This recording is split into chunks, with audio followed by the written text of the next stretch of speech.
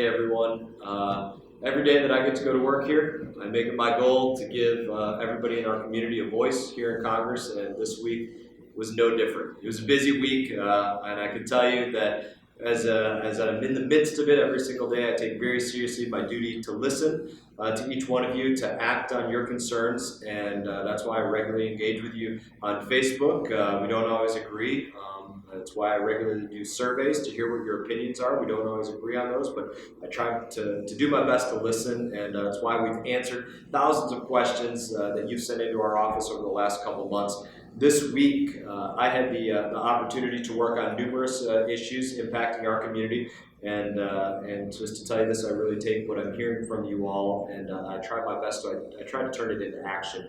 First, I had two opportunities to make the case for robust funding to clean up our waterways. On Wednesday, I testified before the Appropriations Subcommittee on Energy and Water Development, and the next day we held a Water Resources and Environment Subcommittee hearing on the role of federal agencies in water infrastructure, and as vice chair of that committee, that subcommittee of Water Resources and Environment, you can absolutely count on that being my top priority to address that issue. It's what I try to work on every single day. Now this week, I worked to introduce a bill to ensure that all post 9/11 Purple Heart recipients who are honorably discharged are able to take advantage of post 9/11 GI Bill funding to get an education. The case was before that there were people that were actually falling through the cracks, and they weren't able to get that. And when my tour of duty was cut short following my injuries, I was very fortunate to be able to take home that ability to use my post 9/11 GI Bill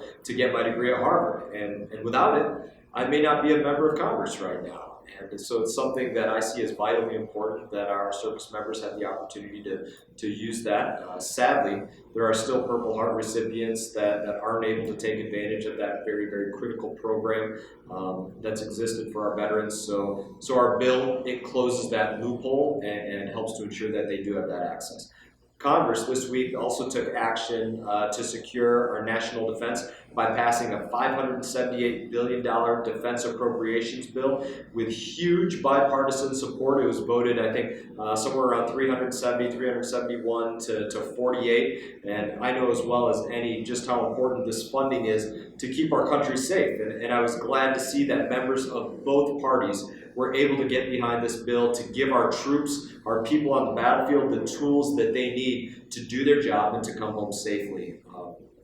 Now, not everything that I do while I'm in Washington is voting on bills or writing legislation. I also regularly meet with people who fly in from our district. I speak with experts about the issues coming up that are going to be on our plate. I also spend a lot of time advocating for the issues that are just important to our community, to those out there that need to be spoken to. For example, this week I spoke on the House floor about recent threats against Jewish community centers. And I can tell you this, we have to do a lot more to combat anti-Semitism here at home and abroad, which is what I can tell you this was one of my first acts as a member of Congress, was joining the bipartisan task force to combat anti-Semitism. And moving forward, I'm exploring opportunities to take a leading role in bipartisan efforts to prevent these kind of horrific acts. I made the point when I spoke on the House floor, imagine if it was your child's elementary school or your child's after-school program or anything else that had similar bomb threats that called into them, that these JCCs had called into them, like the kind of bombs that took my own legs, that took my finger. That's what we're facing here. And beyond that, last, certainly not least, I've been collecting a lot of feedback on the plan that was released this week to repeal and replace the ACA. And on my website, mass.house.gov/healthcare survey, you'll be able to find a way to provide feedback and share your personal experience with Obamacare. I want to hear what it is, whether it's good or bad, whatever your piece is. I would love to hear that. I know that just in our district, we have about 60,000 people that alone throughout Palm Beach, Martin, and St. Lucie counties that find themselves on the individual exchange. And so I want to hear from you all and everybody else and just how this has affected you. This feedback, it's critical to our moving our nation's healthcare system in a direction that increases choice, lowers costs and protects access to care. That's what has to happen. But unfortunately, the reality we're living with right now is that we have a system that is not lowering costs. The costs are going up, and in fact, the choices are going down drastically in Martin and St. Lucie County. Those two counties alone, each of them only have one insurance provider. So this is serious. This touches home, and it's something that, like I said, I can't say enough. I want to hear from you about your experiences, and so I hope you share that message with me. Now, before I wrap up for this week, I want to give a special shout out to Alicia Johnson from Fort Pierce. Basically, she was named the Boys and Girls Clubs of St. Lucie County Youth of the Year. That's a pretty amazing thing. I love the Boys and Girls Clubs. It's a great organization. I think this is a huge honor, so I wanted to say congratulations to her.